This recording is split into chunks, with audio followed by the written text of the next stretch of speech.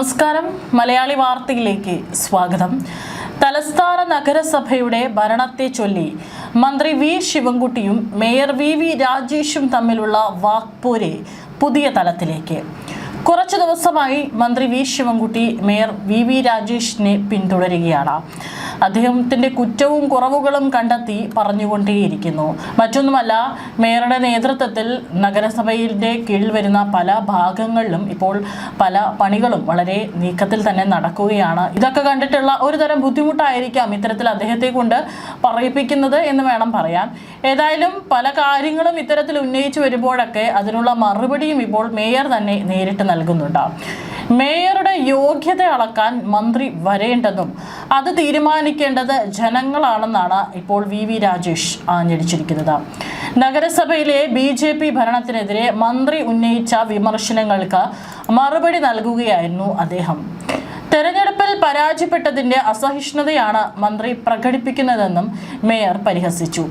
ശിവൻകുട്ടിക്ക് താല്പര്യമുണ്ടെങ്കിൽ 2030 കാവിലെ പാട്ട് മത്സരത്തിൽ, അതായത് അടുത്ത തെരഞ്ഞെടുപ്പിൽ വീണ്ടും കാണാമെന്നും തൽക്കാലം ജനവിധി മാനിക്കാൻ തയ്യാറാകണമെന്നും അദ്ദേഹം കൂട്ടിച്ചേർത്തു.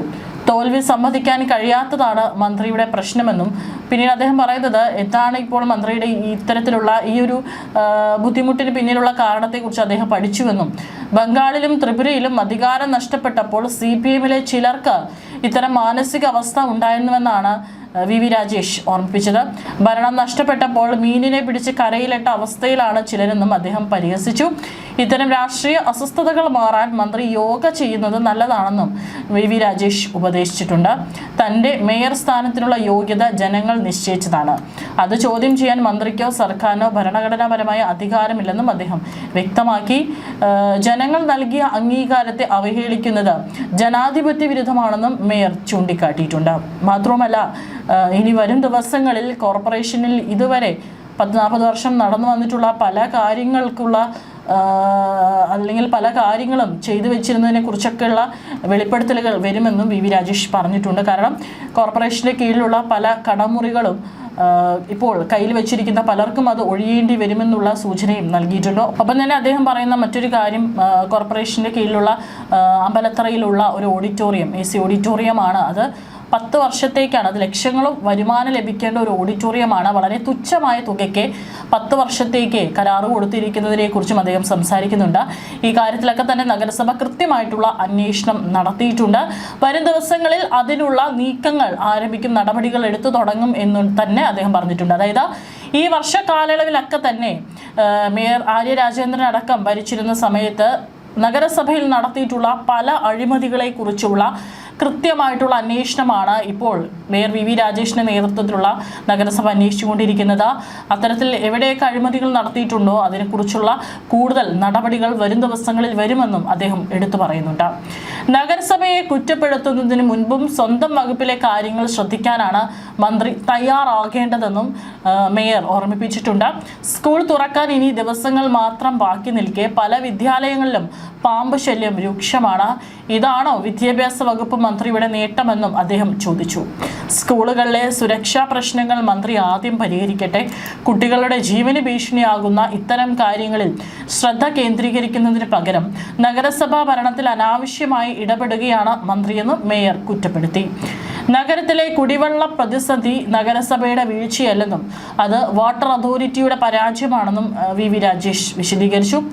വാട്ടർ അതോറിറ്റി വരുത്തിവെച്ച വിനയ്ക്ക് നഗരസഭയെ കുറ്റപ്പെടുത്തുന്നത് രാഷ്ട്രീയ പ്രേരിതമാണ്. കുടിവെള്ള കിയോസ്കുകൾ കൂടുതൽ കാര്യക്ഷമമാക്കാൻ പുതിയ കരാർ ഉടൻ വിളിക്കുമെന്നും അദ്ദേഹം അറിയിച്ചിട്ടുണ്ട്. മന്ത്രിയുടെ വിമർശനങ്ങൾ തികച്ചും രാഷ്ട്രീയ പ്രേരിതമാണെന്ന നിലപാടിൽ BJP ക്യാമ്പ് ഉറച്ചു നിൽക്കുകയാണ്. നഗരസഭയുടെ വികസന പ്രവർത്തനങ്ങളെ തടസ്സപ്പെടുത്താൻ സർക്കാർ സംവിധാനങ്ങളെ ഉപയോഗിക്കുന്നുവെന്നും BJP ആരോപിക്കുന്നു. അതേസമയം നഗരസഭയിലെ ഭരണസ്തംഭനമാണ് താൻ ചൂണ്ടിക്കാട്ടിയതെന്നാണ് മന്ത്രിയുടെ പക്ഷം. എന്നാൽ ഇതിനെ വ്യക്തിപരമായ അധിക്ഷേപമായി മാറ്റാനാണ് മേയർ ശ്രമിക്കുന്നതെന്നും CPM ആരോപിക്കുന്നു. വരും ദിവസങ്ങളിൽ ഈ വാക്പോര് കൂടുതൽ ശക്തമാകാനാണ് സാധ്യത. കാരണം ഓരോ വിഷയങ്ങളും ഇപ്പോൾ മന്ത്രി വി ശിവൻകുട്ടിയുടെ നേതൃത്വത്തിൽ ഉന്നയിച്ചുകൊണ്ട് വരികയാണ്. ഈ ജനുവരി വരെ ഭരിച്ചിരുന്ന നഗരസഭ വളരെ മാന്യമായിട്ടാണ് ഭരിച്ചിരുന്നത് എന്നാണ് മന്ത്രിയുടെ വിചാരം. അതിനുശേഷം ജനുവരിയിൽ അധികാരത്തിലേറിയതിനു ശേഷമുള്ള ഇപ്പോഴത്തെ BJP കോർപ്പറേഷനെ കുറ്റപ്പെടുത്തിക്കൊണ്ടാണ് മന്ത്രിയുടെ വരവ്. തീർച്ചയായിട്ടും പറയുന്ന കാര്യങ്ങൾക്കൊക്കെ തന്നെ കൃത്യമായിട്ട് കോർപ്പറേഷൻ്റെ ഭാഗത്ത് നിന്ന് മറുപടി ഉണ്ട് എന്നുള്ളതാണ്. അതേസമയം തന്നെ മേയറുടെ നേതൃത്വത്തിൽ ചെയ്യുന്ന പ്രവർത്തികളുടെ ചിത്രങ്ങളൊക്കെ തന്നെ അദ്ദേഹം സോഷ്യൽ മീഡിയ പേജുകളിൽ പങ്കുവയ്ക്കുന്നുണ്ട്. അതിന് താഴെയൊക്കെ തന്നെ വളരെ അനുകൂലിച്ചുകൊണ്ടും സപ്പോർട്ട് ചെയ്തിട്ടുകൊണ്ടുള്ള കമൻറ്റുകളാണ് വരുന്നത്. ആരൊക്കെ എതിർത്താലും തങ്ങൾ ചെയ്യാനുള്ള ഉത്തരവാദിത്വം വളരെ ഉത്തരവാദിത്വ ബോധത്തോടു കൂടി തന്നെ ചെയ്യുക എന്ന് പറഞ്ഞുകൊണ്ടാണ് ജനങ്ങൾ കമൻറ്റ് ചെയ്യുന്നത്.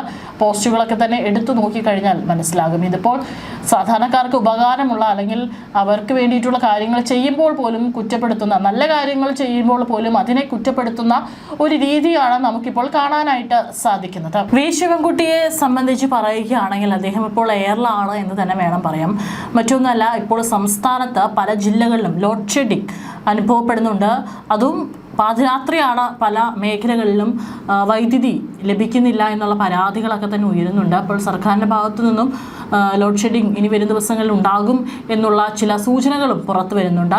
ഈ ഒരു സാഹചര്യത്തിൽ മന്ത്രി വി ശിവൻകുട്ടി 2024 പങ്കുവച്ചിട്ടുള്ള ഒരു പോസ്റ്റ് ഇപ്പോൾ പലരും കുത്തിപ്പൊക്കിയിട്ടുണ്ട്. അതിൽ VT ബൽറാം അടക്കം ആ പോസ്റ്റ് വീണ്ടും കുത്തിപ്പൊക്കിയിട്ടുണ്ട്. അതായത് പവർ കട്ട്, ഉമ്മൻചാണ്ടി സർക്കാരിൻ്റെ കാലത്ത് പവർ കട്ട് ഉണ്ടായിരുന്നു, ഇപ്പോൾ പവർ കട്ട് എന്താണെന്ന് അറിയുമോ എന്ന് ചോദിച്ചുകൊണ്ട്, എവിടെയെങ്കിലും അത് കാണാനുണ്ടോ എന്ന് ചോദിച്ചുകൊണ്ട് അദ്ദേഹം പങ്കുവെച്ചൊരു പോസ്റ്റ്, അത് സ്ക്രീൻഷോട്ട് എടുത്തുകൊണ്ടാണ് VT ബൽറാമും അത് തൻ്റെ സോഷ്യൽ മീഡിയയിൽ പങ്കുവെച്ചിട്ട് അദ്ദേഹം ചോദിക്കുന്നുണ്ട്, പവർ കട്ട് എന്താണെന്ന് പറഞ്ഞു കൊടുക്കുമോ അപ്പൂപ്പ എന്ന് പറഞ്ഞുകൊണ്ടാണ് അദ്ദേഹം പങ്കുവച്ചിരിക്കുന്നത്. കാരണം അന്ന് ലോഡ് ഷെഡിംഗ് ഇല്ലാത്ത 10 വർഷങ്ങൾ എന്നൊക്കെ പറഞ്ഞുകൊണ്ട് വലിയ പരസ്യങ്ങൾ മുഖ്യമന്ത്രി പിണറായി വിജയൻ്റെ ചിത്രം വെച്ചുകൊണ്ട് വഴിനീളെ പരസ്യങ്ങൾ തെരഞ്ഞെടുപ്പ് പ്രചാരണ വേളയിൽ LDF വെച്ചിട്ടുണ്ടായിരുന്നു. ഏതായാലും ഇപ്പോൾ ഈ ഒരു തെരഞ്ഞെടുപ്പൊക്കെ കഴിഞ്ഞ് ഇനിയിപ്പോൾ കുറച്ച് ദിവസങ്ങൾ മാത്രമാണ് ഫലം പുറത്തു വരാനായിട്ടുള്ളത്. ഈ ഒരു വേളയിൽ സംസ്ഥാനത്ത് പല ഭാഗങ്ങളിലും ലോഡ് ഷെഡിംഗ് ഇനിയും ഉണ്ടാകും. പ്രഖ്യാപിത ലോഡ് ഷെഡിംഗ് ആണ് ഇപ്പോൾ അനുഭവപ്പെടുന്നത്. ആ ഒരു സാഹചര്യത്തിൽ പഴയ വി ശിവൻകുട്ടി പങ്കുവച്ചിട്ടുള്ള പോസ്റ്റുകളൊക്കെ തന്നെ കുത്തിപ്പൊക്കിയിരിക്കുകയാണ് സോഷ്യൽ മീഡിയ. കാരണം ഇപ്പോൾ പല ജില്ലകളിലും ലോഡ് ഷെഡിംഗ് അനുഭവപ്പെടുന്നുണ്ട്. അതും രാത്രി സമയങ്ങളിലാണ്. അപ്പോൾ പ്രത്യേകിച്ച് ഇപ്പോൾ ഏറ്റവും ചൂട് കഠിനമായിട്ടുള്ള അവസ്ഥയാണ്. അതുകൊണ്ട് ഈ ഒരു വേളയിൽ ലോഡ് ഷെഡിംഗ് അനുഭവപ്പെടുമ്പോൾ അത് സാധാരണക്കാരായിട്ടുള്ള ജനങ്ങൾക്കടക്കം വലിയ ബുദ്ധിമുട്ടുണ്ടാക്കുന്നുണ്ട് എന്ന് പറഞ്ഞുകൊണ്ട് കമൻറ്റുകളും വരുന്നുണ്ട്. ഇത്രയും സർക്കാരിൻ്റെ ഭാഗത്തു നിന്ന് പല പ്രശ്നങ്ങളും ഇവിടെ ഉണ്ട്. ജനങ്ങൾ ഇവിടെ പ്രതികരിക്കുന്ന വേളയിലാണ് ഇപ്പോൾ കോർപ്പറേഷൻ പ്രശ്നത്തിൽ വലിയ കാര്യത്തിൽ ഇടപെട്ടുകൊണ്ട് ഇപ്പോൾ മന്ത്രി വി ശിവൻകുട്ടി അടക്കം എയറിൽ പോകുന്ന കാഴ്ച കാണാനായിട്ട് സാധിക്കുന്നത്.